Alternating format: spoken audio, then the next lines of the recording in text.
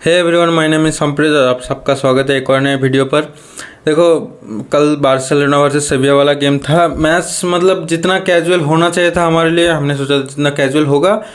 थोड़ा सा तो ड्रामा वगैरह हुआ है, ऐसा नहीं कि बहुत ज़्यादा कुछ ड्रामा हुआ है, बट ड्रामा हुआ है मैच में।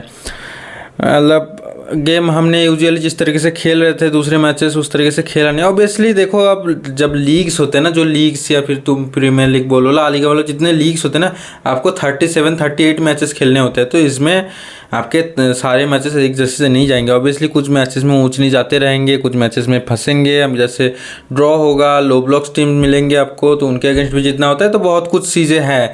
कल का गेम भी हमारे लिए उतना आसान नहीं था। देखो, फर्स्ट हाफ मतलब बहुत ज़्यादा बेकार खेला हमने। हमारा मिडफील्ड था गाभी, पेड्री और फ्रैंकी का, जो कि मतलब वर्क नहीं किया। गाभी मतलब कल के मैच में वर्क नहीं किया। गाभी मतलब फर्स्ट हाफ में ना ऐसा लग रहा था डिस्परेट है। एक तो पहली बात तो हम बॉल बहुत ज़्यादा लूज कर रहे थे फर्स्ट हाफ में। इसके वजह से काउंटर अटैक्स बन रहे थे हमारे खिलाफ। तो इस चीज़ को रोकने के लिए गाभी बहुत सारे फाउल्स कर रहा था, अननेसेसरी फाउल्स। येलो कार्ड भी उठा लिया उसने फर्स्ट हाफ में। मतलब थोड़ा सा गाभी का गेम ऑफ गया है। और फर्स्ट हाफ हमने बहुत ज़्यादा ख़राब खेला। फर्स्ट गोल तो मैं बोलूँगा मतलब बहुत ज़्यादा इंटरेस्टिंग था। मतलब एक तो भाई मैं फर्स्ट जो 2 गोल हो गए ना, हमने जो गोल खाया, जो गोल किया, वो सब ऑन करने से पहले, मतलब वो मैच ऑन करने से पहले वो सब हो चुका था। लिंक्स ही नहीं मिल रहे थे ना। आपका GXR डाउन पड़ा है। मैं GXR के बारे में बता देता हूँ। जो रिपोर्ट्स हमें मिली है कि GXR ने पेमेंट वगैरह नहीं किया ला लीगा को जो 6 महीने यूज किया, उन्होंने ब्रॉडकास्ट किया है, पेमेंट वगैरह ठीक से नहीं किया है। इसीलिए ला लीगा ने वो कॉन्ट्रैक्ट को टर्मिनेट कर दिया है। तो GXR अब स्ट्रीम नहीं करेगा, जो जहाँ तक रिपोर्ट्स मिल रही है।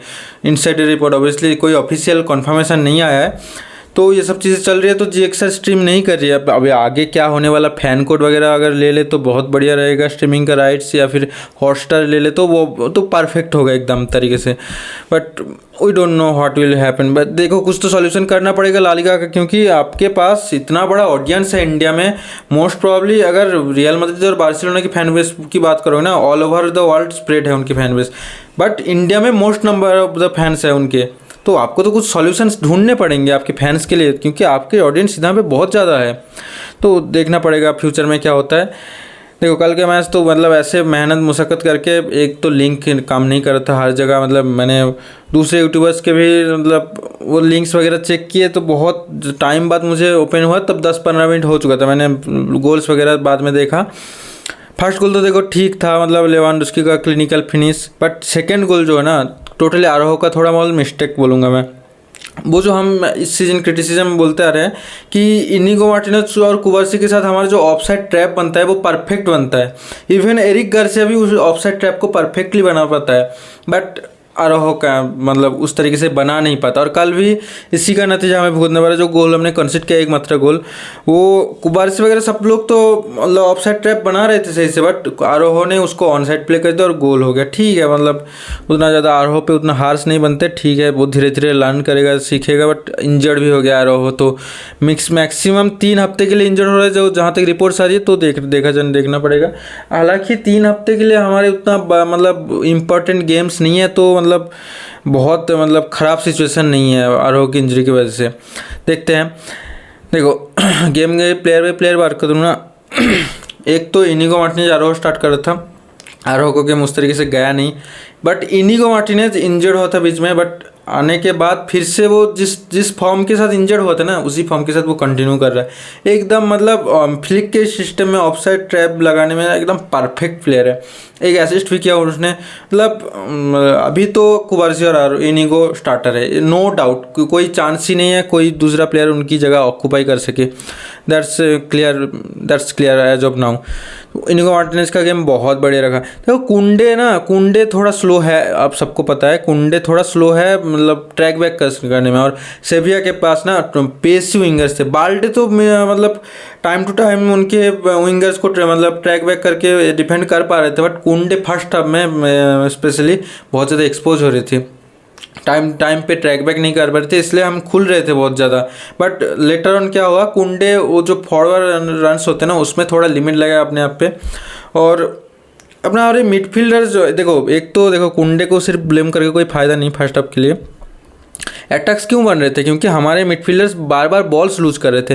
फ्रैंकी डियोंग बोलो, गावी बोलो, बार बार बॉल्स लूज कर रहे थे, इसलिए अटैक्स बन रहे थे और कुंडे पे एक्सपोज हो रहा था, जो कि हमने मिनिमाइज किया सेकंड हाफ पे। सेकंड हाफ पे स्टार्टिंग में ही पेड्री का असिस्ट, पेड्री के बारे में मैं थोड़ी देर बाद बात करता हूँ। पेड्री का assist, beautiful assist Fermin Lopez ने मतलब सब्स्टिट्यूट होने के बाद आते ही फर्स्ट टच में ही उसका एक इम्पैक्ट दिखता है, उसने गोल मारा। उसके बाद राफिनिया का गोल, आउटरेजियस गोल, मतलब बैंगर, और वो भी अपने राइट फुट से आउट ऑफ द बॉक्स, मतलब out of this world goal type goal है ये। राफिनिया जिस फॉर्म में है अभी तक, राफिनिया ने मुझे जहाँ तक 43 के जिए है, मुझे जहाँ तक पता है 43 के जिए है इस सीजन। साला और राफिनिया का तो क्रेजी टाइप का बैलन डोर रेस चल रहा है, तो देखने राफिनिया का परफॉर्मेंस टॉप नॉच। लेवेंडोव्स्की का गेम मैं बोलूँगा मतलब इट्स नॉट दैट परफेक्ट, मतलब जो लेवेंडोव्स्की से हम एक्सपेक्ट करते हैं उस तरीके का गेम नहीं आया, बट ठीक है, उसने गोल वगैरह मार दिया जब चाहिए होता है, उसने मतलब एक स्ट्राइकर का काम होता है गोल मारना, उसने मारा। बट ओवरऑल जो ड्रॉप डीप आके फिर बिल्डअप में हमको हेल्प करना होता है लेवेंडोव्स्की का काम, वो थोड़ा सा बेहतर नहीं हो पाया कल के मैच में, ठीक है। बट उसके बाद लामिन जमाल का गेम, लामिन जमाल को देखो गेम हमेशा से बेहतर जाता है, बट कल के गेम में शूटिंग एबिलिटी बहुत ज़्यादा घटिया था। मतलब कुछ फाइनल थर्ड में डिसीजंस भी उसके सही हो सकते थे, बट शूटिंग में थोड़ा इम्प्रूव करना ही पड़ेगा। अदरवाइज उसका गेम बहुत बढ़िया, बहुत बढ़िया। फ्रैंकी डियोंग का गेम धीरे धीरे वो जिस खराब फेज में चल रहा था वो धीरे धीरे इम्प्रूव हो रहा है, मतलब दिख रहा है उसकी इम्प्रूवमेंट आपको दिखेगा पिच के अंदर कि वो हाँ धीरे धीरे इम्प्रूव हो रहा है। हांसी फ्लिक उस पर ट्रस्ट भी करता है, हांसी फ्लिक चाहता भी है कि बारसा उसके कॉन्ट्रैक्ट को रिन्यू कर ले। चीज़ें देखा जाएगा फ्यूचर में क्या रिन्यू होता है नहीं होता है। उसके बाद बात करते हैं पेड्री। देखो पेड्री के ऊपर मैंने एक वीडियो वाला था जस्ट 2-3 दिन पहले ही। Pedri is definitely the best midfielder in the world right now. मतलब आप ऐसा मिडफील्डर आप ला ही नहीं सकते जो अभी इस पॉइंट ऑफ टाइम पे वर्ल्ड में पेड्री से बेटर हो। बंदा मतलब जब भी बार्सिलोना फंसती है ना, कोई कुछ करे ना करे पेड्री कुछ ना कुछ मतलब ऐसे निकाल ही देता है जो कि बार्सिलोना रेस्क्यू हो जाते हैं उससे।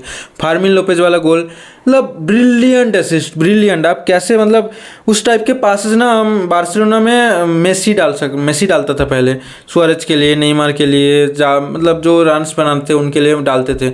उसके बाद से अगर कोई प्लेयर अगर ऐसे पासेस निकलता वो सिर्फ पेड्री बॉल्स लूज नहीं करता। पेड्री के ऊपर आप 3-4 प्लेयर को एक साथ प्रेस करवा दो फिर भी बंदा बॉल लूज नहीं करेगा। मतलब without Pedri this Barcelona is nothing. मतलब मुझे नहीं पता हम मैचेस ड्रॉ भी कर पाएंगे पेड्री के अलावा कुछ मैचेस।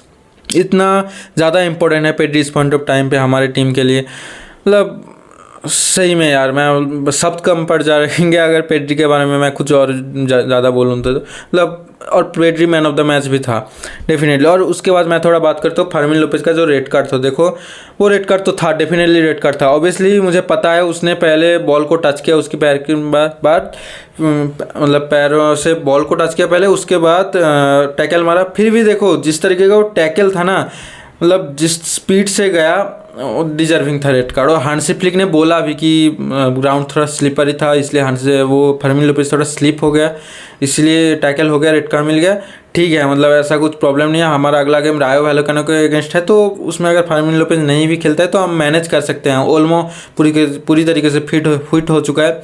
ओल्मो ने लास्ट 2 मैच में बहुत बेहतर तो नहीं खेला बट अच्छा खेला है, मैं बोलूँगा।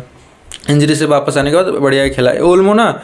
हमने पहले क्या सोचा था, ओल्मो अटैकिंग लिए बहुत बेहतर है, पोजिशनली बहुत बेहतर है, बट डिफेंसिवली उतना सॉलिड नहीं। बट ओल्मो ने टाइम टू टाइम मतलब हमें रॉन्ग प्रूव किया है। अब एल क्लासिको वाला गेम देखो जहाँ पे सेजनी को 60 मिनट के आसपास रेड कार्ड मिला था, उसमें ओल्मो को सब्स्टिट्यूट किया गया था, मतलब लाया गया था।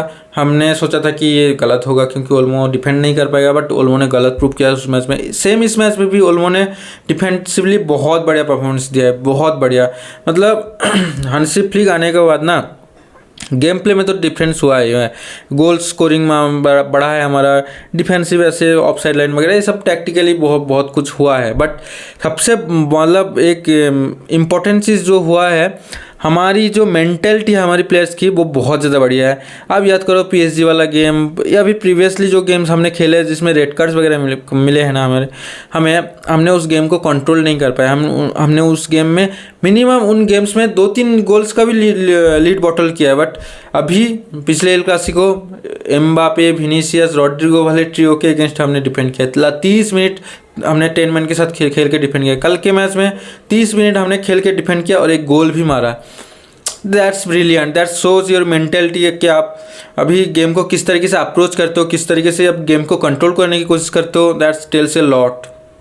और यही चीज़ मुझे हांसी फ्लिक की मतलब सिस्टम में बहुत ज़्यादा मतलब इम्प्रेस किया है।